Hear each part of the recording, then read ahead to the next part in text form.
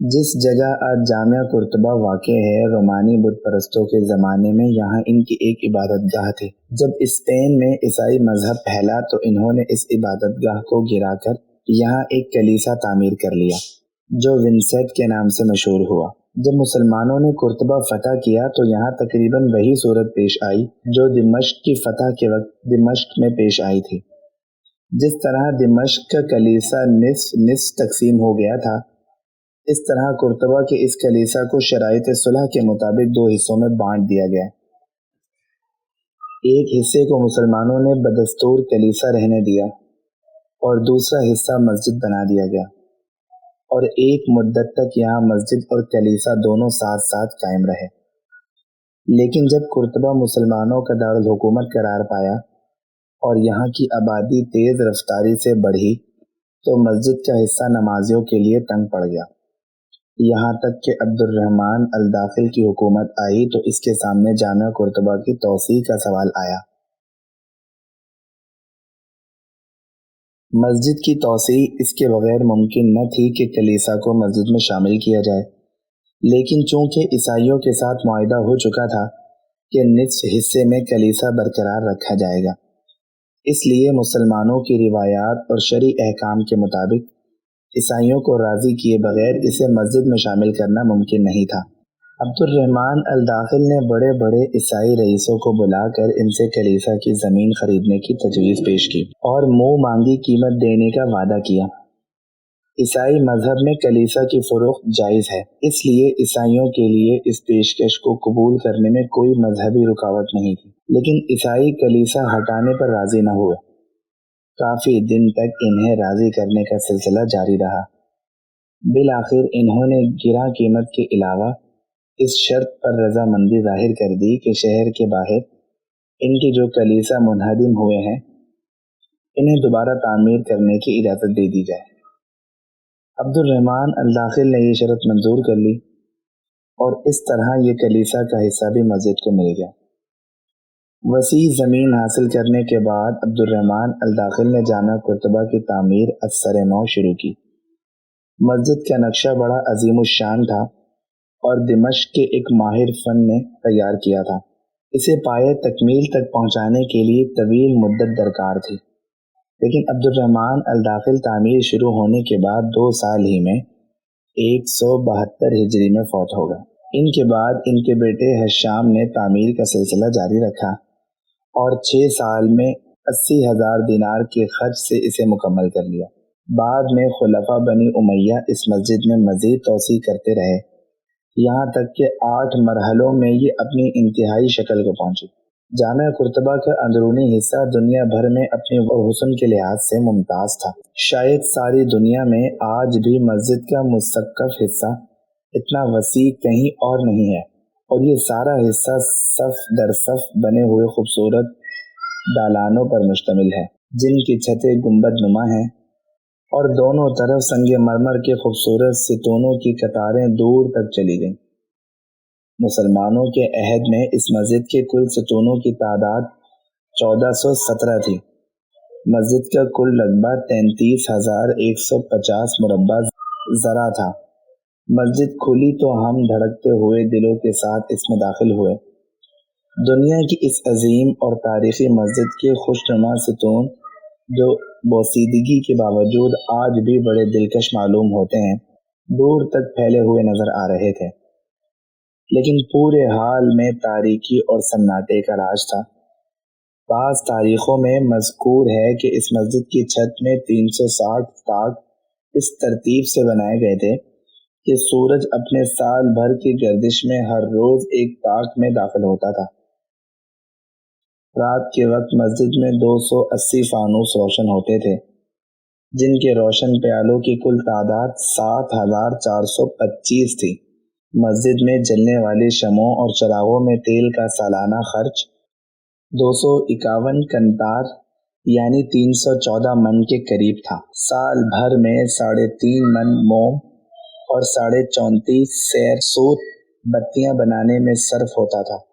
ہر جمعے کو مسجد میں آدھا سیر عود اور پاؤ بھر عنبر جلایا جاتا تھا، لیکن یہ مسجد دن کے وقت بھی تاریک نظر آ رہی تھی۔ काफी फासलों पर कुछ बिजली के बल्ब जल रहे थे, मगर वो अंधेरा दूर करने के लिए काफी न थे। मस्जिद पर कुफ्र और शिर्क के तसल्लुत से जो तारीख साए सदियों से मुसल्लत हैं, ये अंधेरा इनकी महसूस नुमाइंदगी कर रहा था। दाखिल होने के बाद बाएं हाथ की जानिब पूरी दीवार ईसाइयों के बनाए हुए कलीसाओं के मुख्तलिफ कमरों पर मुश्तमिल है, जिसमें बहुत से मुजस्समे रखे हुए हैं। मस्जिद के बीचों बीच मस्जिद के नक्शे का हुलिया बिगाड़ कर एक बहुत बड़ा कलीसा बना दिया गया है। मस्जिद के खूबसूरत दालानों की गुंबद नुमा छतों पर तस्वीरें नक्श कर दी गई हैं। कलीसा की सर्विस के लिए बड़े बड़े स्टेज बना दिए गए हैं, जिनके सामने दूर तक कुर्सियां बिछी हुई हैं। ईसाइयों ने मस्जिद के अंदर जो तसर्रुफात किए हैं, इनके अंदाज से साफ साफ जाहिर होता है कि इनका मकसद कलीसा की कोई हकीकी ज़रूरत पूरा करना नहीं, बल्कि मस्जिद के इस्लामी रोकार को मस्क करना है। और पेश नज़र ये है कि इस आलिशान मस्जिद का कोई हिस्सा ईसाई तसर्रुफ से महफूज न रहे, ख्वाह इस गर्ज के लिए इमारत को कितना बड़ा नुकसान पहुंच जाए। चुनाचे इन्होंने मस्जिद कुर्तबा में अपनी मुतअस्सिबाना बदमजाकी का दिल खोल कर मुजाहिरा किया है और मस्जिद का कोई हिस्सा अपनी दस्त बुर्द से सलामत नहीं छोड़ा। ले देकर मस्जिद के मेहराब और इसके सामने 2-3 छोटी सी सफ़ों की जगह रस्सी बंदी ले देकर मस्जिद की मेहराब और इसके सामने 2-3 छोटी सी सफ़ों की जगह रस्सी बांध कर अलग कर ली गई है। शायद इसका मकसद ये है कि ये हिस्सा मस्जिद की यादगार के तौर पर बाकी रखा जाए। इस हसीन और पुरवकार मेहराब के ऊपर गर्द की तहें जमी हुई हैं। इसका खूबसूरत चेहरा सितमहाय ज़माने से कमलाया हुआ है। इसी के करीब वो मिंबर भी है जिससे कभी काजी मंजर बिन सईद जैसे खतीब की आतिश नवा तकरीरें फिजा में बिखरा करती थी।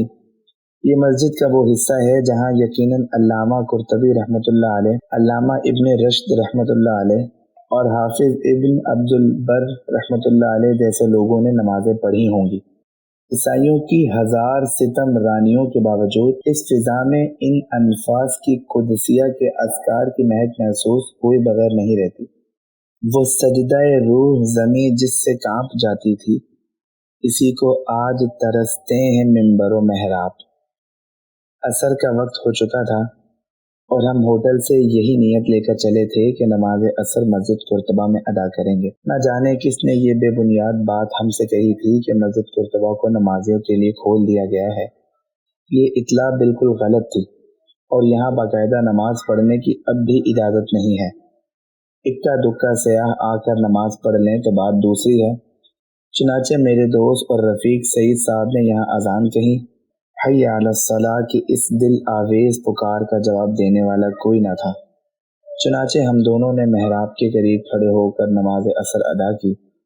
इस मस्जिद के फर्श पर सजदा करते हुए ऐसे महसूस हुआ जैसे 8 सदियों का फासला एक लख्त सिमट गया है और हम वक्त की इस तारीख सुरंग से निकलकर इस खुली फिजा में पहुंच गए हैं, जहाँ चारों तरफ तौहीद का नूर बिखरा हुआ है और ये फिजाए बसीत खुदाए वहदहू ला शरीक की हम्द व सना के जमजमों से लबरेज है। सुबहान रब्बियल आला की मानूयत यहाँ और ज़्यादा वाज़ेह हुई। मेरे परवरदिगार की शान किबरियाई उरूज व ज़वाल की इस धूप छाँव से कहीं बुलंद व बाला है। वो इस वक्त भी आला था जब यहाँ सरदे करने वाली जबीनों से ये वसी और ईज मस्जिद तंग पड़ गई थी, और इस वक्त भी आला है जब हय्या अलस्सलाह की आवाज़ पर कोई एक कदम भी मेहराब की तरफ नहीं उठा।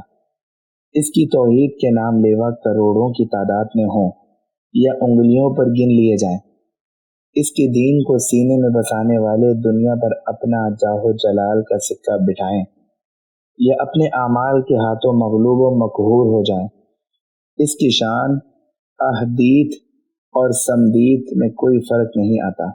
ये नगमा फसल गुलो लाला का नहीं पाबंद, बहार हो के खिजा ला इलाहा इल्लल्लाह। दूर दूर तक फैली हुई इस मस्जिद में इस मेहराब के सिवा कोई जगह ऐसी न थी जहाँ कल्ब व नज़र को सुकून मिल सके। मस्जिद के बाकी मानदा तमाम हिस्से ईसाई तसर्रुफात से जख्मी थे और इन्हें देखकर दिल व जिगर भी जख्मी।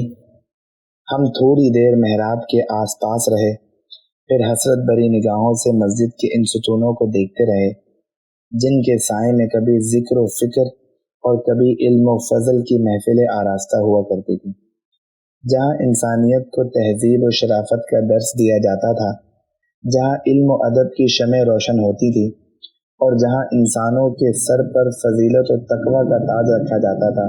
یہ ستون ان محفلوں کو ضرور یاد کرتے ہوں گے۔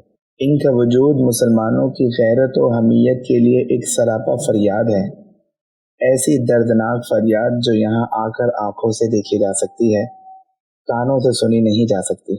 اس مسجد میں اس وقت ہم دو مسلمان تھے اور دونوں خاموش۔ تھوڑی دیر بعد سعید صاحب نے، جو دیر سے اس پر اثر منظر سے متاثر تھے، سکوت توڑا اور مجھ سے کہا، تقی صاحب یہاں سے جلدی چلیے، یہاں تو دم گھٹتا محسوس ہوتا ہے۔ ظاہر ہے کہ یہ گھٹن جگہ کی تنگی اور تاریکی سے پیدا نہیں ہوئی تھی، یہ وہ گھٹن تھی جس کا علاج نہ ان کے بس میں تھا نہ میرے بس میں۔ ہم آہستہ آہستہ مسجد کی دوسری طرف سے باہر جانے والے دروازے کی طرف بڑھ گئے۔ دل پر ابھی ایک چوٹ اور لگنی باقی تھی۔ اسی دروازے کے اندرونی حصے میں ایک ساز ندا دیر سے اپنا ستار اور ہارمونیم ٹھیک کرنے میں مشغول تھا۔ ہم اس کے پاس پہنچے تو اس نے موسیقی کی تانیں اڑانی شروع کر دیں۔ دل سے بے ساختہ دعا نکلی کہ یا اللہ، ایسی بے بسی کے عالم میں کسی مسجد کی زیارت آئندہ نہ کرائیے۔ میں نے اپنی زندگی میں نہ جانے کتنی تاریخی مقامات دیکھے ہیں، بہت سے عبرت گدوں کو دیکھنے کا موقع ملا ہے، لیکن دل و دماغ پر جو حسرتناک تاثر جامعہ قرطبہ کو دیکھ کر ہوا، وہ کسی اور تاریخی مقام کو دیکھ کر نہیں ہوا۔ اور اب سمجھ میں آیا کہ اقبال مرحوم نے مسجد قرطبہ میں جو طویل نظم کہی ہے، وہ تاثر کے کس عالم میں کہی ہے۔ سلسلہ روز و شب نقش گر حادثات، سلسلہ روز و شب اصل حیات و ممات، سلسلہ روز و شب تار حریر دو رنگ، جس سے بناتی ہے ذات اپنی قبائے صفات۔ تجھ کو پرکھتا ہے یہ، مجھ کو پرکھتا ہے یہ، سلسلہ روز و شب سیر فی کائنات۔